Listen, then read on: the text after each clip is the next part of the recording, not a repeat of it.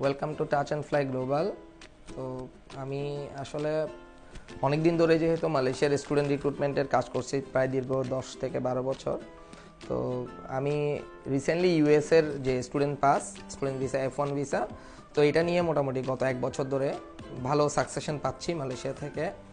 তো যেহেতু মালয়েশিয়া থেকে আমি মোটামুটি একটা সাকসেশন রেটটা খুবই ভালো, তো সেক্ষেত্রে আমি চাচ্ছি একটা প্রপার টোটাল একটা গাইডলাইন নিয়ে F1 ভিসার যে ইনফরমেশনগুলো এগুলো একটু প্রেজেন্ট করার জন্য। তাইলে আমি ইনফরমেশনগুলো যদি দিয়ে থাকি সুন্দরভাবে, তাইলে কিছু স্টুডেন্ট এবং তাদের যে ডকুমেন্টসগুলো রিকোয়ার্ড ডকুমেন্টসগুলো সেগুলো যদি তাদের থাকে এবং তারা যদি এলিজিবল হয়, তাহলে তারা অ্যাপ্লিকেশন সাবমিশন করতে পারবে। তো প্রথমত মালয়েশিয়া থেকে আপনার যে F1 ভিসার জন্য, ইউএসএতে স্টুডেন্ট পাস F1 ভিসার জন্য অ্যাপ্লিকেশন সাবমিশন দুইভাবে হচ্ছে মালয়েশিয়া থেকে। একটা হচ্ছে যারা টেইলার্স, ইনটি এবং হচ্ছে এই ইউনিভার্সিটিগুলোতে যেগুলোতে আমেরিকান ডিগ্রি ট্রান্সফার প্রোগ্রামগুলো আছে অ্যাভেলেবেল, এগুলো থেকে যারা ট্রান্সফার প্রোগ্রামে যেতে চাচ্ছে তারা হচ্ছে 1 নাম্বার, তারা সবচেয়ে বেশি অপরচুনিটিটা পাবে। এবং সেটারও যে কোন ওয়েতে গিয়ে এবং কোন পর্যায়ে গিয়ে তারা ট্রান্সফারটা করতে পারবে সেটাও আমি বিস্তারিত বলবো। তো প্রথমত বলি, 1 নাম্বার হচ্ছে যারা আমেরিকান ডিগ্রি ট্রান্সফার প্রোগ্রামে আসছে তারা, আর 2 নাম্বার হচ্ছে যারা কমপ্লিট করে ফেলছে মালয়েশিয়া থেকে ডিগ্রি বা ডিপ্লোমা বা মাস্টার্স তারা। তাইলে আমি 2টা ক্যাটাগরিকে এখানে ডিফারেন্সিয়েট করলাম। 1 নাম্বার যারা আমেরিকান ডিগ্রি ট্রান্সফার প্রোগ্রামে হয়তো 1+3 বা 2+2 বা 3+1 এভাবে প্রোগ্রামটা ডেকোরেট করার পরে এভাবে করে যাচ্ছে তারা। আর 2 নাম্বার হচ্ছে যারা কমপ্লিট করে ফেলছে কোর্স তারা। তাহলে আমি 3 নাম্বার যে অপশনটা এখান থেকে আমি টোটালি বাদ দিয়ে দিলাম, যেটা ভিসা মালয়েশিয়া থেকে 90% ভিসা হচ্ছে না, সেটা হচ্ছে কিছু স্টুডেন্ট মালয়েশিয়াতে রিসেন্টলি আসছে, সে আগে বাংলাদেশে হয়তো বা ইউরোপে ট্রাই করছে বা হয়তো বা ইউএসএতে ট্রাই করছে বা ইউকেতে ট্রাই করছে, কিন্তু ভিসা হয় নাই। এখন সে চিন্তা করলো আমি কোনোভাবে মালয়েশিয়াতে যাব, তো মালয়েশিয়াতে গিয়ে আমি ওটাকে ট্রানজিট পয়েন্ট হিসেবে ইউজ করে আমি ইউএসএ চলে যাব। কিন্তু বর্তমানে ইউএস এমবেসি মালয়েশিয়া টোটালি এদেরকে ভিসা দিচ্ছে না। তো কারণ ওরা দেখতে চাচ্ছে আপনি কত বছর ধরে মালয়েশিয়াতে এবং আপনি মালয়েশিয়াতে জেনুইনলি পড়াশোনা করতে আসছেন কিনা, এবং যদি পড়াশোনা করতে জেনুইনলি আসেন তাহলে কেন আপনি ফুল কোর্সটা কমপ্লিট না করে আপনি ইউএসএ চলে যেতে চাচ্ছেন। আমেরিকান ডিগ্রি ট্রান্সফারের বিষয়টা কিন্তু সম্পূর্ণ আলাদা। হ্যাঁ, তাহলে এটা হচ্ছে 1 নাম্বার বিষয়, যার কারণে ওরা 90% না, আমি 100%ই বলতে পারবো, 100% স্টুডেন্টদেরকে ওরা ভিসা দিচ্ছে না। তাহলে ভিসা দিচ্ছে কাদেরকে? হ্যাঁ, 1 নাম্বার যারা আমেরিকান ডিগ্রি ট্রান্সফার প্রোগ্রামে আছে তাদের মধ্যে যাদের আইএলস আছে, আইএলস থাকতে হবে 6.5 to 7 মালয়েশিয়া থেকে, তারা পাবে। এবং তাদের ব্যাংক স্টেটমেন্ট থেকে শুরু করে ইনকাম সোর্স থেকে শুরু করে সব কিছু ইমিগ্রেশন এমবেসিকে প্রুফ করতে হবে। হ্যাঁ, যদি ওখানে কোনো ডকুমেন্ট সাবমিশন লাগে না, বাট স্টিল আপনাকে যখন ইন্টারভিউতে জিজ্ঞেস করবে হুইল গনা বি ইউর স্পন্সর, তো আপনাকে ওই বিষয়টা খুব সুন্দরভাবে প্রেজেন্ট করতে হবে।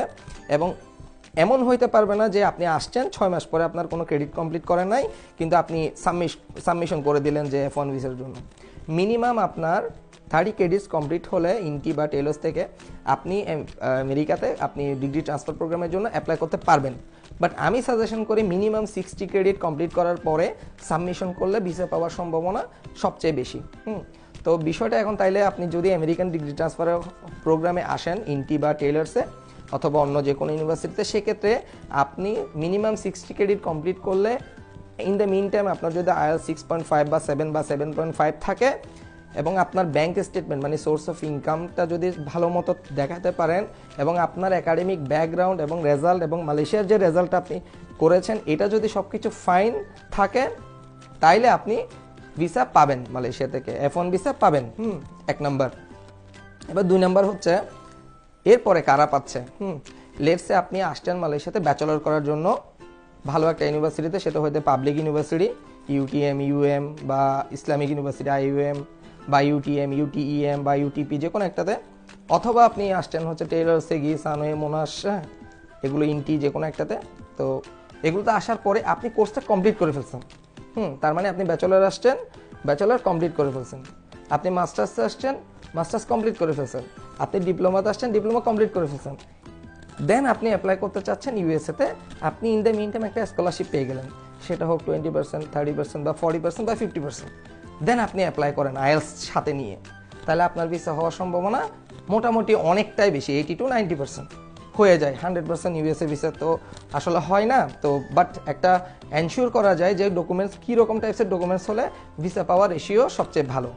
কন্টিনিউ স্টুডেন্ট যারা আসছে 1 বছর, চিন্তা করলে 1 বছরে আসছি আমি সিঙ্গাপুর, থাইল্যান্ড ঘুরে 3টা কান্ট্রি ঘুরে আমি দাঁড়াই যাব ইউএসএর জন্য, এটা কখনোই ভিসা দিচ্ছে না মালয়েশিয়া থেকে বর্তমানে ইউএস এমবেসি। কারণ এরা দেখতে চাচ্ছে আপনি কি মালয়েশিয়াকে ট্রানজিট পয়েন্ট ইউজ করে আপনি কি ইউএসএতে যেতে চাচ্ছেন কিনা, আপনি ডেসপারেটলি কেন ইউএসএতে যেতে চাচ্ছেন। যেহেতু আপনি F1 ভিসাটা হচ্ছে non immigrant visa, so immigrant intent থাকলে ওরা ভিসা দিবে না। তো যারা মালয়েশিয়া থেকে আপনি ইউএসএ F1 ভিসার জন্য সাবমিশন করতে চাচ্ছেন অ্যাপ্লিকেশন, যদি আপনার আইএলস থাকে 6.5 to 7 or 7.5, যদি আপনার একাডেমিক রেজাল্ট হয় যে আপনি এখান থেকে অলরেডি কমপ্লিট করে ফেলছেন যে কোনো একটা কোর্স, দেন অথবা যদি আপনি আমেরিকান ডিগ্রি ট্রান্সফার প্রোগ্রামে থাকেন মালয়েশিয়াতে, তাহলে আপনার যদি 60 ক্রেডিট মিনিমাম কমপ্লিট থাকে, তাহলে সরাসরি অফিসে চলে আসবেন। আপনাদের অ্যাপ্লিকেশনটা যথেষ্ট সুন্দরভাবে আমরা সাবমিশন করব আশা করি, এবং একটা ইন্টারভিউর গাইডলাইন দিয়ে মোটামুটি ভিসা পাওয়ার সম্ভাবনাটা অনেকটা বেশি থাকবে। হ্যাঁ, আমি মোটামুটি মালয়েশিয়া সহ আপনার ইউএসএ এবং কানাডা, অস্ট্রেলিয়া এবং আয়ারল্যান্ড সহকারে টোটালি প্রায় 100টার বেশি ইউনিভার্সিটির সাথে অথরাইজডভাবে কাজ করি। সো যখনই আপনারা অফিসে আসবেন তখন আপনাদের সামনে বসে মোটামুটি একটা ইউনিভার্সিটির লিস্ট দেখে, টিউশন ফিটা দেখে এবং স্কলারশিপ কত পার্সেন্ট কোন ইউনিভার্সিটিতে পাচ্ছেন, অ্যাপ্লিকেশন ফি কত, টিউশন ফি কত, সব কিছু দেখে ফাইলটা সাবমিশন করতে পারবো। হ্যাঁ, তো আমি একটা যেটা বিষয় সবসময় ফলো করি সেটা হচ্ছে একটা ইউএসএতে যে স্টুডেন্ট যাবে সে অবভিয়াসলি সে অবশ্যই সব কিছু জেনে শুনে যাবে। তো আমি কি করি, কোন ইউনিভার্সিটিতে আমি সাবমিশন করবো এটা স্টুডেন্টের সাথে সামনাসামনি বসে খোলামেলাভাবে আলোচনা করি, স্টুডেন্টের একটা রিকমেন্ডেশন নিয়ে দেন আমরা ফাইলটা সাবমিশন করি। আর ইন্টারভিউর ক্ষেত্রে যে হয়, যেহেতু ইউএস ভিসাটা হচ্ছে সম্পূর্ণ interview based, still documents is there, but আপনি যখন ইন্টারভিউর জন্য যাবেন এর আগে আমরা মোটামুটি ভালো একটা প্রিপারেশন আপনাদেরকে করে দিতে পারবো। যেহেতু আমাদের মোটামুটি প্রায় 1 বছরে আমরা F1 ভিসা পেয়েছি অনেকগুলো, এবং B1 B2 তো অসংখ্য, প্রায় 200টারও বেশি হবে। তো মোটামুটি সাকসেশন রেটটা আমাদের মোটামুটি অনেক ভালো। বাট আমি বেসিক্যালি পার্সোনালি আমি কোনো আইএলস ছাড়া ইউএসের জন্য কোনো অ্যাপ্লিকেশন নিচ্ছি না, এমওআই থাকলেও নিচ্ছি না, এবং এখান থেকে কন্টিনিউ কোনো স্টুডেন্টের অ্যাপ্লিকেশন নিচ্ছে না। কারণ নেওয়াটা বড় কথা না, সাকসেশন পাচ্ছি কিনা সেটা হচ্ছে বড় কথা, কারণ এগুলো ভিসা হচ্ছে না।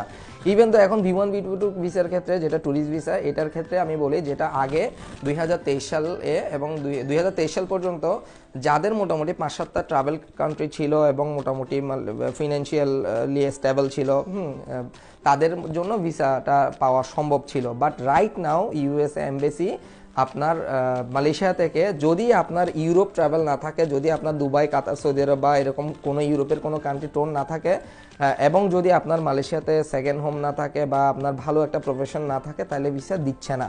হ্যাঁ, এটা হচ্ছে রিয়েলিটি, এটা একটু কষ্ট পেলেও এটা রিয়েলিটি।